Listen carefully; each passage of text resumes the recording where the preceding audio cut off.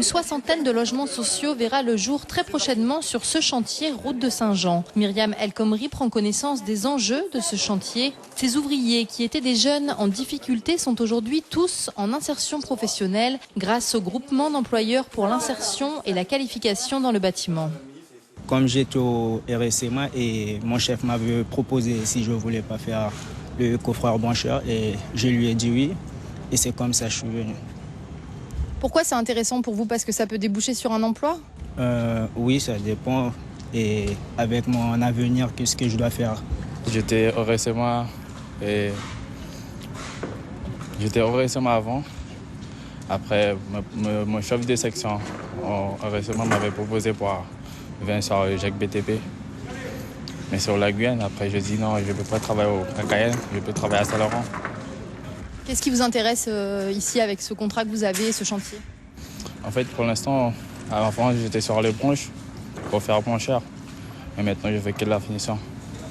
Myriam El Khomri, dont les compétences portent sur le travail, l'emploi et la formation professionnelle, estime que ce type de chantier est une des solutions en Guyane pour former des jeunes.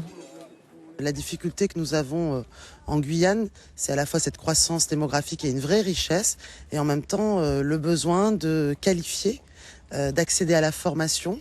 Et donc il y a un enjeu essentiel à la fois de pouvoir avoir un accompagnement, et je crois que ici on le montre, 150 jeunes accompagnés dans le GEC BTP, et il y a des besoins parce que le BTP reprend de l'activité, il y a une reprise de l'activité économique dans ce domaine-là. Et donc, il faut, pour mener à bien les chantiers, il faut trouver les compétences en face.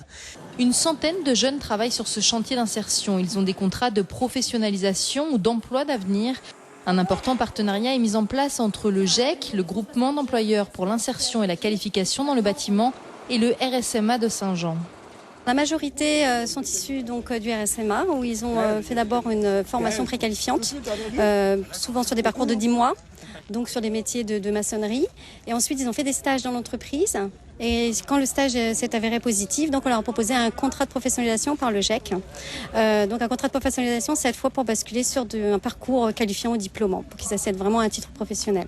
On a un taux de 73% de sortie possible vers l'emploi, donc ce qui est plutôt un taux appréciable au vu de la conjoncture qui est quand même l'activité à la baisse dans le BTP ces 2 dernières années. Après un échange avec les jeunes qui construisent ces futurs logements sociaux, Myriam El Khomri achève sa visite sur le chantier en route de Saint-Jean.